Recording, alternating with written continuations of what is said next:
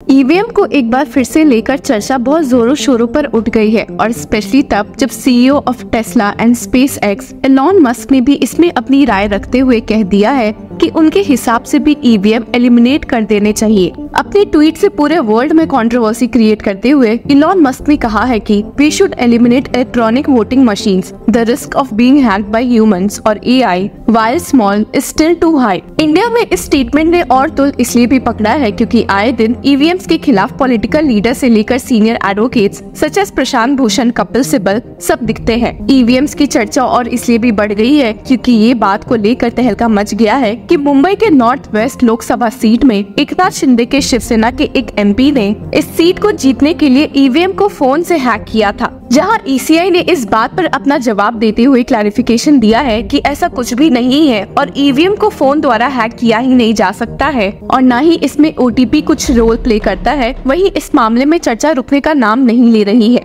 इस कंट्रोवर्सी पर अपने व्यूज रखते हुए सीनियर एडवोकेट कपिल सिब्बल ने क्या कहा है, आगे देखते हैं। आपको ध्यान भी होगा कि सीनियर एडवोकेट कपिल सिब्बल ने कई मौकों पर कहा भी है कि कैसे ईवीएम को रिमूव करते हुए बैलेट पेपर सिस्टम को वापस से इंट्रोड्यूस करवा देना चाहिए। अपने एक आर्टिकल में he had stated the only method that ensures fairness in this regard is to make sure the voter obtains a ballot paper in any form and places it in a ballot box knowing that the vote is safely sealed and counted in favour of his or her chosen candidate. जब इस बारे में senior advocate Kapil Sibal से पूछा गया कि उनका क्या व्यू पॉइंट है इस मामले में, जब अपोजिशन से लेकर सब कोई ईवीएम के खिलाफ दिख रहा है, तो उन्होंने यहाँ पर सुप्रीम कोर्ट द्वारा उठाए गए कुछ पॉइंट्स को रिसाइट किया है। तो चलिए एक नजर डालते हैं कि सीनियर एडवोकेट कपिल सिब्बल ने एग्जैक्टली क्या कहा है। कि जब सुप्रीम कोर्ट ऑफ इंडिया ने कह दिया कि we must trust our machines and we must trust the election commission of India, जब सुप्रीम कोर्ट ही उन पे ट्रस्ट करती है तो उसके बारे में मुझे टिप्पणी करने की जरूरत क्या है? क्योंकि अगर हम सरकार पे ही ट्रस्ट करने लगे, मशीनों पे ही ट्रस्ट करने लगे, तो फिर सब मशीन के द्वारा काम होना चाहिए।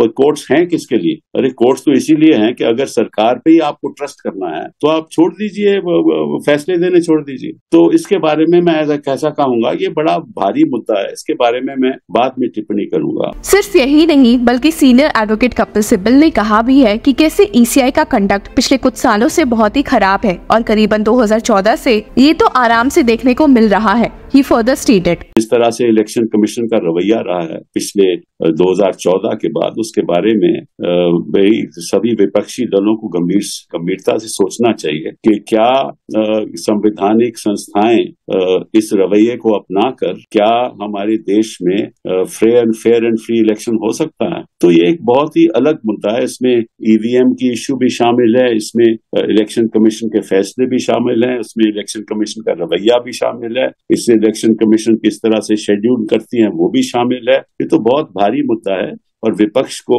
जोर से सेशन में उठाना चाहिए। और मैं तो समझता हूं कि जो इलेक्शन कमीशन ऑफ इंडिया है, खास तौर पे जो चीफ इलेक्शन कमिश्नर है, उनके बारे में कम ही कहा जाए तो अच्छा है। उनका जो रवैया रहा है वो निष्पक्ष नहीं रहा और हम इस पे, मैं समझता हूँ विपक्ष इस पे कार्रवाई करेगा और करनी चाहिए। सर अब जैसा कि हमने आपको अपने पिछले वीडियो से बताया था कि महाराष्ट्र की लोकसभा सीट को लेकर बहुत भूचाल इसलिए भी पैदा हुआ है क्योंकि कहा जा रहा है कि ईवीएम को फोन द्वारा हैक करते हुए ओटीपी से ओपन किया गया है। इस बात का इल्जाम शिवसेना एकनाथ शिंदे एमपी रविंद्र वायकर के ब्रदर इन लॉ मंगेश पंडलकर पर लगा है, जिसकी वजह से कहा जा रहा है कि एमपी रविंद्र 48 वोट से जीते थे। हालांकि ईसीआई ने इस मामले में एक प्रेस नोट इशू करते हुए साफ किया है कि ओटीपी और ईवीएम का एक दूसरे से कोई संबंध नहीं है and stated OTP has nothing to do with EVM. EVMs are stand-alone machines as they are non-programmable and have no wireless communication capabilities. The claims are being used by a few leaders to create a false narrative. हालांकि case इसलिए भी interesting हो गया है क्योंकि MP Ravindra के brother in law पर जहां एक एफआईआर फाइल हुआ है, वहीं आपको बता दे कि उनके अपोजिशन में खड़े शिवसेना उद्धव बाला साहेब ठाकरे की कैंडिडेट मिस्टर कीर्तिकार ने इस मामले में कोर्ट का रुख किया है और कहा है कि these are two different matters. One is a criminal case and the other is a court process which I am pursuing by filing an election petition. After losing by a narrow margin of 48 votes in the recount, I requested another recount, but my request was denied. The EC officer gave an oral order denying the recount instead of giving it in writing. The EC also denied access to CCTV footage. The revelation in the criminal case will certainly strengthen my position in court. लोगों को इस FIR को लेकर काफी misunderstanding भी थी और इसे क्लियर करते हुए सीनियर एडवोकेट कपिल सिब्बल ने कहा है कि तो ईवीएम की चर्चा तो मैं आकर करूंगा, मैं बाहर इस समय हूँ हिंदुस्तान के, आकर करूंगा कि वो तो मतलब कि अलग चर्चा है और उसके बारे में आज के दिन टिप्पणी नहीं करूंगा क्योंकि जो FIR दायर हुई है वो ईवीएम के संबंध में दायर नहीं हुई।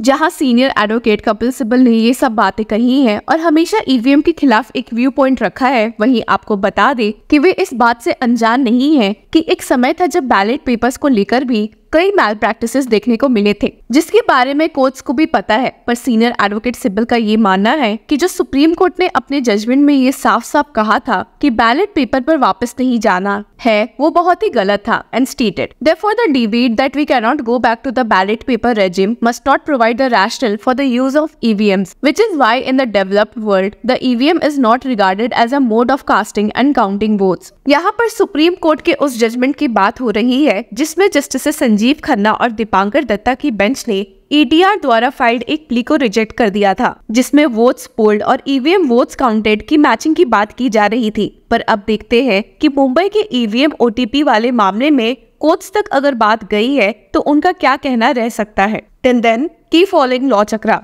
जहाँ महाविकास आघाड़ी की जीत हो गई उधर EVM मशीन सही है और जब हार हो गई तो EVM मशीन के ऊपर ऑब्जेक्शन लेना ये तो कौन सी हरकत है। अभी राहुल गांधी तो 2 जगह से जीते हैं तो EVM मशीन उधर बराबर थी तो उन्होंने कहना चाहिए EVM मशीन सब जगह खराब थी, मैं इस्तीफा देके फिर से चुनाव लड़ता हूँ। क्वेश्चन रेज किया है, उन्होंने भी किया, उस पर आपका क्या कहना है? What you have to say about that? देखिए ऐसा है कि देखिए उसके बारे में तो आज मैं कुछ नहीं करूंगा, बट आने वाले दिनों में जरूर टिप्पणी करूंगा। लेकिन ये जो मामला है जो महाराष्ट्र से उठा है जहाँ 48 वोट से जो कैंडिडेट हारे हैं वो ईवीएम से ताल्लुक नहीं रखता, वो जो इलेक्ट्रल बैलेट पेपर के जो इलेक्ट्रॉनिक वोटिंग है उससे ताल्लुक रखता है, ठीक है ना। तो उसका ईवीएम से डायरेक्ट ताल्लुक नहीं है। और वो जो बैलेट सिस्टम अभी उन्होंने कहा है इलेक्ट्रॉनिक बैलेट सिस्टम, जिसके द्वारा जो वृद्ध लोग हैं वो 85 साल के ऊपर वो वोट भी कर सकते हैं, तो उससे लगभग हर असेंबली कंस्टिट्यूएंसी में लगभग अगर 1000 वोट या 1500 वोट हो तो समझ लिए 10 असेंबली कंस्टिट्यूएंसी में कोई 10,000 वोट हो सकता है। तो उसमें मैनिपुलेशन हो सकती है इलेक्ट्रॉनिक बैलेट वोटिंग सिस्टम में, क्योंकि वो तो इलेक्ट्रॉनिकली कंट्रोल रहता है। तो वो मामला ईवीएम से अलग है। तो ईवीएम की चर्चा तो मैं आकर करूंगा, मैं बाहर इस समय हूँ हिंदुस्तान के, आकर करूंगा कि वो तो मतलब कि अलग चर्चा है और उसके बारे में आज के दिन टिप्पणी नहीं करूंगा क्योंकि जो FIR दायर हुई है वो ईवीएम के संबंध में दायर नहीं हुई। सर, चुनाव आयोग ने